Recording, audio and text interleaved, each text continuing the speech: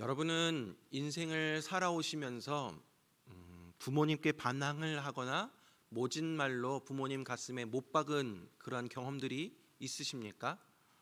아니면 내가 내 자녀들을 키우는데 내 자녀들에게 그런 일들을 당한 적이 있으십니까? 오늘 본문에서는 이스라엘 백성들이 아버지 되시는 하나님을 향해서 마치 삿대질을 하며 아주 큰 소리로 바락바락 대드는 모습이 나오고 있습니다. 우리는 2월 한 달 동안 계속해서 말라기서를 함께 살펴보고 있습니다.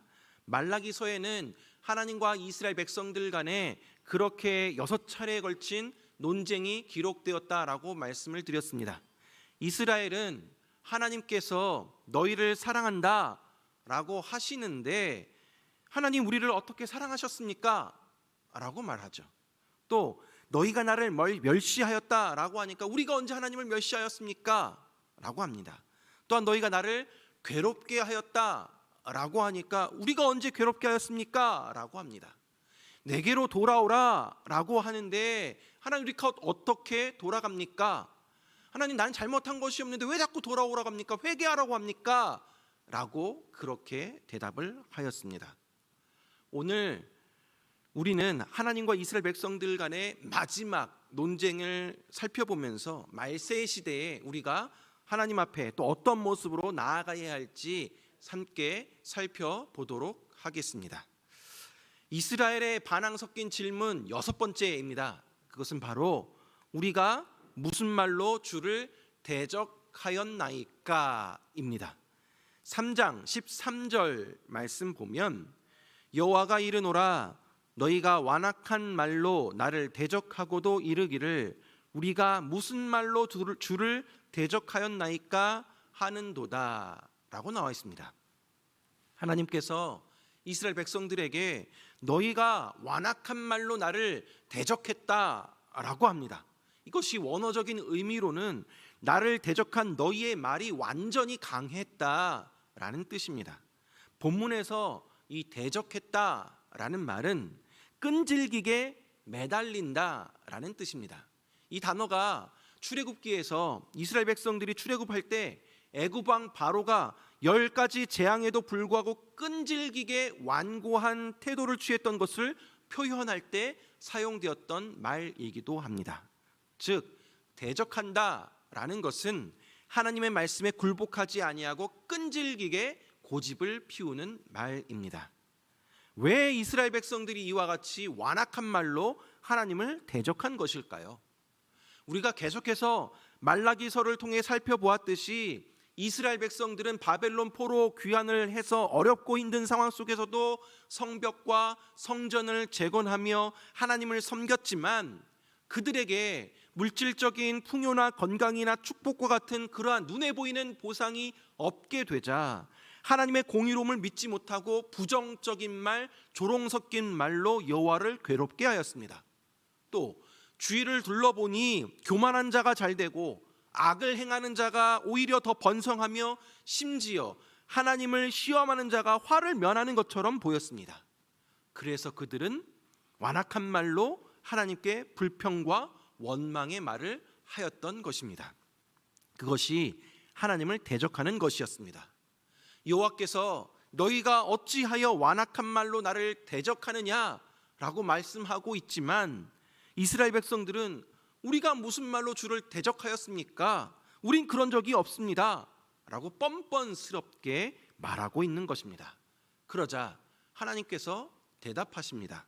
14절 15절 말씀 보니까 이는 너희가 말하기를 하나님을 섬기는 것이 헛되니 만군의 여호와 앞에서 그 명령을 지키며 슬프게 행하는 것이 무엇이 유익하리요? 지금 우리는 교만한 자가 복되다 하며 악을 행하는 자가 번성하며 하나님을 시험하는 자가 화를 면한다 하노라 함이라 라고 되어 있습니다. 이스라엘 백성들은 하나님을 섬기는 것이 헛된 일이다, 만군의 주 여호와 앞에서 명령을 지키며 슬픔을 행하는 것이 무슨 유익이 있으리요? 라고 합니다. 하나님, 제가 하나님 하라는 대로 다 하지 않았습니까? 그런데 지금 나에게 주어지는 것이 무엇입니까? 하나님을 믿는 것이 도대체 나에게 무슨 유익이 됩니까? 라는 것이죠. 이들은 금식하고 통곡하면서 하나님 명령을 지키고 그 말씀을 따라 살아도 아무런 소용이 없다. 아무리 그렇게 하여도 복은 고사하고 고생만 이렇게 지질이 하는데 그렇게 여호와를 섬기는 것이 무슨 소용이 있느냐라는 것입니다. 우리가 계속해서 말라기서를 살펴보았지만 말라기서 전체를 보면 예배에 소홀히 하는, 제사를 드리지 않는 그러한 이스라엘 백성들의 모습이 나오고 있고, 11조 헌금을 하지 아니하고 하나님의 말씀을 던져버리고 이방인과 국제 결혼을 밥 먹듯이 하는 이스라엘 백성들의 죄악이 낱낱이 기록되어져 있습니다. 당시 그들의 눈에는 악인이 더 잘 살고 교만한 자가 복된 것처럼 보이고, 하나님을 시험하는 자가 또 함부로 폄하하는 사람들이 오히려 아무런 징계도 없이 잘 살아가는 것처럼 보였습니다. 그래서 하나님의 공의에 대해 의심하며 오히려 그들을 더 부러워합니다. 이스라엘 백성들은 당시의 정치적, 경제적, 사회적 그런 극심한 어려움을 당하면서 그러한 상황을 극복하기 위해 신앙적으로 바로 섰어야 했음에도 불구하고 오히려 무질서한 생활을 하였습니다. 하나님의 백성으로서의 구별된 삶이 아니라 오히려 세상 사람들과 똑같은 모습을 보였습니다. 정의의 하나님이 어디냐며 하나님을 괴롭게 하고 완악한 말로 대적하였습니다. 하나님은 이러한 이스라엘 백성들의 모습을 보시며 안타까워하시고 책망하고 계신 것입니다. 그러나 그러한 중에도, 즉 이스라엘 사람들이 다들 하나님은 없다라고 여기며 하나님을 대적하여도 그 중에 여호와를 경외하는 자들이 있었습니다. 16절부터는 여호와를 경외하는 사람들을 하나님이 어떻게 대우하시는지에 대해서 나옵니다. 16절, 17절 말씀 보니까 그때에 여호와를 경외하는 자들이 피차에 말하매 여호와께서 그것을 분명히 들으시고 여호와를 경외하는 자와 그 이름을 존중히 여기는 자를 위하여 여호와 앞에 있는 기념책에 기록하셨느니라. 만군의 여호와가 이르노라. 나는 내가 정한 날에 그들을 나의 특별한 소유로 삼을 것이요 또 사람이 자기를 섬기는 아들을 아낌같이 내가 그들을 아끼리니 라고 나와 있습니다. 이스라엘 사람들이 하나님을 괴롭게 하며 완악한 말로 대적하는 그때에 여호와를 경외하는 자들이 피차 서로 말을 합니다. 그들이 피차 말하는 것이 무엇이냐? 여호와께서 들으시고 기념책에 기록하셨다라는 것입니다. 여기서 들으신다라는 말씀은 하나님께서 다른 모든 것들을 제쳐놓고 한마디도 놓치지 아니하고 정확하게 다 들으시고 기억하신다라는 것을 강조하는 말씀입니다. 하나님의 백성이 여호와를 경외하며 신령과 진정으로 예배하면 하나님께서 그들을 그 기념책에 기록하셔서 영원히 기억하신다라는 것이죠. 뿐만 아니라 하나님의 특별한 소유로 삼으시고 아들을 아낌같이 그들을 아끼신다라고 말씀하십니다. 이것이 바로 하나님의 약속입니다. 이어서 하나님은 악인과 의인의 영원한 운명에 대해서도 말씀해 주십니다. 즉 심판의 날, 용광로 불같은 날이 이를 때 이루어지게 될 결과들을 말씀하십니다. 4장 1절 말씀 보니까 만군의 여호와가 이르노라. 보라, 용광로 불같은 날이 이르리니 교만한 자와 악을 행하는 자는 다 지푸라기 같을 것이라. 그 이른 날에 그들을 살라 그 뿌리와 가지를 남기지 아니할 것이로되 라고 나와 있습니다. 여러분, 이스라엘 백성들이 그토록 부러워하던 그러한 교만한 자, 악을 행하는 자, 그들이 어떻게 된답니까? 용광로 불을 보내어서 모든 교만한 자, 악을 행하는 자를 다 태워버리실 것이다 라고 말씀하십니다. 지푸라기 같이 그들을 불살라 버려서 그들의 뿌리와 가지까지도 하나도 남기지 아니하고 모두 불태울 것이랍니다. 이스라엘 백성들은 악인의 형통함에 대해서 정의의 하나님이 어디 계시냐라고 따져 물었었는데 하나님은 결국 그들을 불살라 버리시겠다라고 하십니다.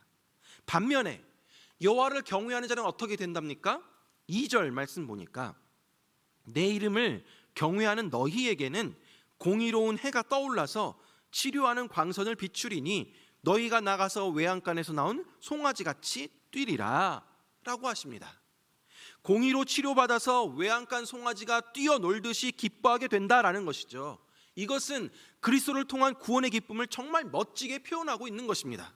이처럼 여호와의 날은 극렬한 심판의 날이 되기도 하지만, 그러나 구원의 기쁨은 외양간의 송아지가 풀려나서 뛰어노는 것과 같은 기쁨의 날이기도 합니다.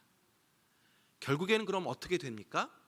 3절 말씀 보니까 또 너희가 악인을 밟을 것이니 그들이 내가 정한 날에 너희 발바닥 밑에 재와 같으리라. 만군의 여호와의 말이니라. 의인이 악인을 짓밟아서 승리하게 된다라고 말씀하십니다. 이것이 바로 하나님의 계획입니다. 우리는 당장의 현실에 아둥바둥하며 하나님이 지금 날 사랑하는 것이 맞는지, 공의 하나님이 지금 살아계시는 것이 맞는지 따져 묻고 있지만, 결국에는 하나님은 하나님의 방법대로 하나님의 계획을 완성시키신다라는 것입니다. 지금은 악인들이 세상에서 세력을 얻고 또 의인들을 짓밟는 것처럼 보이는 때이지만, 끝까지 참고 견디며 하나님의 말씀을 따라 살면 오히려 의인이 악인을 밟을 것이고 그 정한 날에 발바닥 밑에 재와 같게 될 것이다 라면서 영원한 복을 우리에게 허락해 주신다라고 말씀하고 있습니다. 이와 같이 용광로 불같은 날, 하나님이 정하신 날, 주님의 오심으로 인해 구원과 심판이 임할 때가 반드시 찾아오게 되어 있습니다. 그렇다면 우리는 그 날을 어떻게 준비하며 대비해 나아가야 하겠습니까? 말라기의 마지막 부분은 주님의 오심으로 인한 구원과 심판이 임할 때 갖추어야 할 영적인 준비에 대해 말씀하고 있습니다. 두 가지로 말씀하고 있는데, 첫 번째는 바로 율례와 법도를 기억하라 입니다. 4절 말씀 보니까 너희는 내가 호렙에서 온 이스라엘을 위하여 내 종 모세에게 명령한 법 곧 율례와 법도를 기억하라. 모세에게 명령한 법 곧 율례와 법도를 기억하라 라는 것입니다.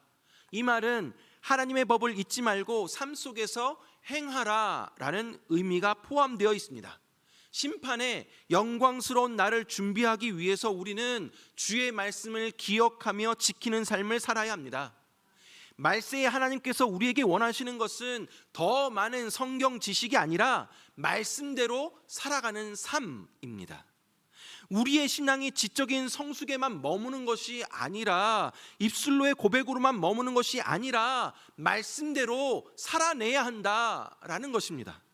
즉 말세를 살아가는 우리는 머리가 아닌 삶으로 하나님 말씀을 기억해내는 것, 즉 지키고 행하는 것이 필요합니다. 사랑하는 여러분, 계속해서 코로나 확진자가 급증되는 상황 가운데 우리의 신앙이 움츠러들고 위축되고 있는 것 같습니다. 교회에 나오는 것이 부담스럽게 여겨집니다. 그러나 여러분, 이럴 때일수록 하나님의 말씀을 기억해야 합니다. 가까이 해야 합니다. 교회에서뿐만 아니라 가정에서 우리가 하나님 말씀을 더욱더 풍성히 읽어 나아가야 합니다. 사랑하는 여러분, 공동체 성경 읽기에 적극적으로 동참하십시오. 하루에 시간을 정하여서 성경을 읽든지 듣든지 하십시오. 또한 성경 말씀을 묵상하십시오. 큐티를 매일매일 하십시오. 여러분, 올해부터는 우리 교회가 주일학교도 부모님과 함께 같은 본문으로 큐티를 진행하고 있습니다. 주일학교가 2월 달에 그렇게 비대면으로 예배를 진행하고 있는 상황 가운데서도 초등부에서는 지난 2주간의 아이들이 새벽 6시에 일어나서 온라인 줌으로 큐티 모임을 가졌습니다. 어른도 새벽 6시에 일어나는 것이 힘든데 아이들이 그 시간에 눈 비비면서 부모님이 옆에서 이렇게 챙겨주면서 함께 그 모임을 참여하는 그런 모습 보면서 얼마나 마음에 감동이 되었는지 모릅니다. 사랑하는 여러분, 어느덧 2022년에 2월이 마무리되어 가고 있습니다.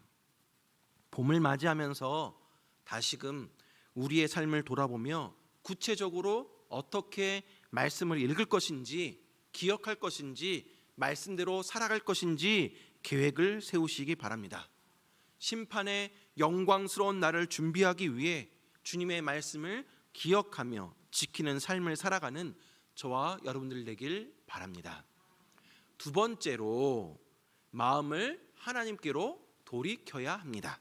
5절, 6절 말씀 보니까 보라, 여호와의 크고 두려운 날이 이르기 전에 내가 선지자 엘리야를 너희에게 보내리니 그가 아버지의 마음을 자녀에게로 돌이키게 하고 자녀들의 마음을 그들의 아버지에게로 돌이키게 하리라.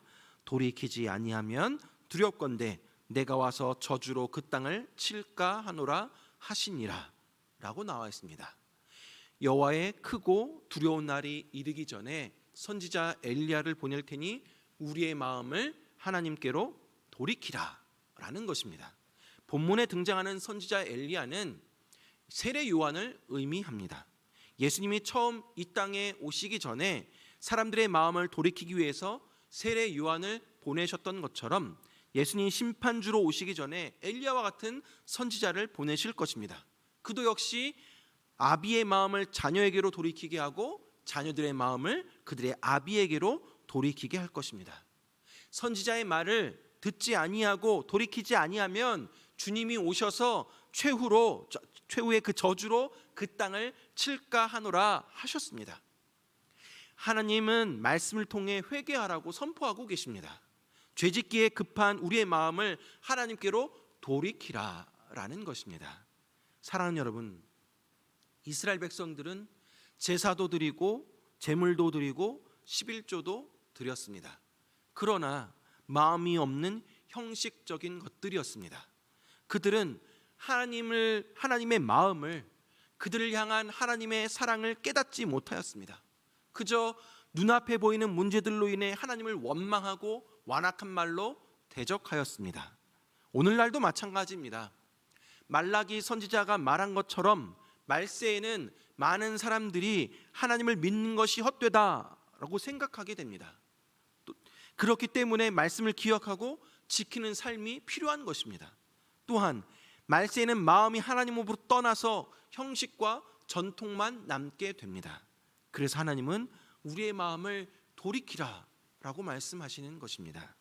사랑하는 여러분, 여러분은 지금 하나님 앞에 어떠한 모습으로 서 있으십니까? 우리도 본문의 이스라엘 백성들 같지는 않습니까? 내 기도가 응답되지 않는 상황들과 또 주변의 악인들의 형통함을 바라보며 예수 믿어도 소용없다, 교회 다녀도 열심히 충성 봉사해도 헌신해도 아무 유익이 없다 라고 생각하고 있지는 않으십니까? 또한 이런저런 이유로 하나님으로부터 마음이 떠나 있지는 않으십니까? 여러분, 우리가 하나님의 말씀을 기억하지 못하고 마음을 하나님께로 향하지 않는 여러 가지 이유가 있습니다. 바빠서, 피곤해서, 또 내 삶에 하나님보다 다른 것들이 더 중요하기 때문에, 또 내 기도에 응답해 주지 않는 하나님에 대해서 마음이 상해 있어서, 또 악인과 교만한 자들이 세상에서 더 잘 먹고 잘 사는 모습, 그러한 모습을 보며 공의 하나님이 어디 있는지, 왜 그러는 사람들을 내버려 두시는지 하나님이 이해되지 않아서 등등으로 참으로 우리는 많은 이유를 대며 하나님 말씀을 기억하지 아니하고 하나님께 그 마음을 돌려버리는 일들이 많이 있습니다. 그러나 여러분, 이러한 모든 이유는 다 내가 하나님을 얼마나 사랑하느냐의 문제입니다. 내가 하나님을 사랑하면 하나님 말씀을 기억하고 지키게 되어 있고, 내가 하나님을 사랑하면 당연히 우리의 마음도 하나님을 향하게 되는 것입니다. 그런데 이 사랑을 결정하는 것은 하나님께서 나를 어떻게 사랑하셨는지를 기억하고 확인하며 사는 것입니다. 저는 어렸을 때부터 부모님 말 잘 듣는 착하고 순종적인 아들이었습니다. 또 사춘기도 무난하게 넘겼는데요. 그렇게 안 믿으시는 분들도 있는데 어떻게 증명할 수 있겠습니까마는 그렇게 착하고 순종적인 아들이었습니다. 그런데 대학교 1학년 때 제가 선교 단체에서 훈련을 받게 되었는데 내 안에 쓴뿌리, 내면의 상처에 대한 강의를 듣게 되었습니다. 제 안에 깊숙이 잠재 있는 쓴뿌리와 마음의 상처들을 발견하게 된 것이죠. 그래서 어느 날 부모님과 이 문제, 이런 것에 대해서 대화를 하면서 내 안에 자리 잡고 있는 그러한 쓴뿌리들, 부모님께 그동안 쌓여있던 상한 감정들, 원망과 불평들을 한꺼번에 쏟아내게 되었습니다. 막 울면서 부르짖으면서 그렇게 하는 엄마, 아빠, 부모님 앞에서 그렇게 막 쏟아내었었죠. 네, 여러분, 부모님 입장에서는 그렇게 말대꾸 한 번도 안 하고 또 반항 한 번도 안 하던 아이가 그렇게 마음에 응어리진 것들을 쏟아내니까 많이 놀라셨던 것이죠. 그런데 저희 부모님이 넌 뭔 그런 거 갖고 그렇게 힘들어하니? 왜 그런 일로 상처를 받았니? 네가 잘못한 거 아니야? 라고 말씀하지 않으시고 제가 쏟아내는 그러한 말들을 끝까지 잘 들어주시고 공감해 주셨습니다. 그리고 마지막에는 저를 안고 기도해 주셨습니다. 부모님이 저를 얼마나 사랑하는지 알기에 또 나를 그동안 어떻게 사랑하셨는지를 기억하고 확인할 수 있기에 다시 저는 회복될 수가 있었습니다. 제가 저의 마음의 상처들이나 쓴뿌리들을 부모님께 그렇게 툭 다 터놓고 말할 수 있었던 것은 부모님이 나를 사랑한다는 것을 알기에, 믿기에 그렇게 할 수 있었던 것입니다. 그리고 부모님도 제가 부모님을 사랑한다는 것을 알기에 그 모든 말들을 다 받아주시고 공감해 주실 수 있었던 것입니다. 사랑하는 여러분, 하나님과 우리와의 관계도 마찬가지입니다. 하나님께서 나를 어떻게 사랑하셨는지를 기억하며 확인하며 사는 것이 너무나도 중요합니다. 말라기 당시 이스라엘 백성들은 기나긴 포로 생활을 마치고 돌아왔으나 여전히 또다시 죄악의 길로 돌아갔습니다. 이스라엘 백성들은 하나님에 대한 원망과 불망이 가득히 있었습니다. 그래서 또 하나님을 버렸습니다. 그러나 사랑의 하나님은 여전히 그들을 포기하지 아니하시고 자비를 베푸시고 다시 하나님을 섬길 수 있는 기회를 주셨습니다. 이것이 바로 하나님의 놀라운 사랑입니다. 그 하나님의 사랑은 여기서 멈추지 않았습니다. 오늘날 우리의 허물과 죄를 없애기 위해서 자신의 하나뿐인 아들 예수 그리스도를 이 땅 가운데 보내셔서 십자가에 못 박혀 죽게 하심으로 우리의 모든 죄와 허물을 다 사하여 주셨고 우리에게 영원한 새 생명을 허락해 주셨습니다. 사랑하는 여러분, 날 위해 죽으신 예수 그리스도의 십자가의 은혜와 사랑을 날마다 기억하며 하나님이 나를 얼마나 사랑하고 있는지를 기억하고 체험하시기 바랍니다. 하나님이 우리를 향해서 사랑한다 아들아, 사랑한다 내 딸아, 내가 너를 사랑하노라 라고 말씀하시는 그 음성에 귀 기울여 들으시고 그 음성에 반응하시기 바랍니다. 그러면서 우리도 역시 하나님, 저도 주님을 사랑합니다. 하나님, 저도 주님을 사랑합니다. 그렇게 고백하며 나아가시기 바랍니다. 이렇게 하나님을 사랑하는 마음으로 하나님 말씀을 기억하며 말씀대로 살아가고 우리의 마음을 하나님께로 돌이키는 저와 여러분들 되길 간절히 바랍니다. 말씀을 맺도록 하겠습니다. 사랑하는 여러분, 하나님은 정하신 날에 심판하실 것입니다. 그때에 의인과 악인을 분별될 것입니다. 그때에 하나님을 섬기는 자와 섬기지 아니하는 자를 분별하실 것입니다. 눈에 보이는 세상이 전부라고 여기며 산 사람들과 주님의 말씀을 믿고 산 사람들이 분별될 것입니다. 그날이 반드시 옵니다. 그날은 여호와의 심판의 날입니다. 여호와의 크고 두려운 날이 이르기 전에 말씀을 기억하며 말씀대로 살아가시기 바랍니다. 또한 우리의 마음을 주 여호와께로 돌이키시기 바랍니다. 오늘 우리가 여호와께로 돌이키지 아니하면 그것이 두렵고 무서운 심판의 날이 되는 것입니다. 날 위해 죽으신 예수 그리스도의 십자가 은혜와 사랑을 날마다 깊이 생각함으로 하나님이 나를 얼마나 사랑하고 있는지를 기억하며 확인하며 우리의 마음을 주님께로 돌이켜 나아가는 저와 여러분들 되길 주님의 이름으로 축원합니다.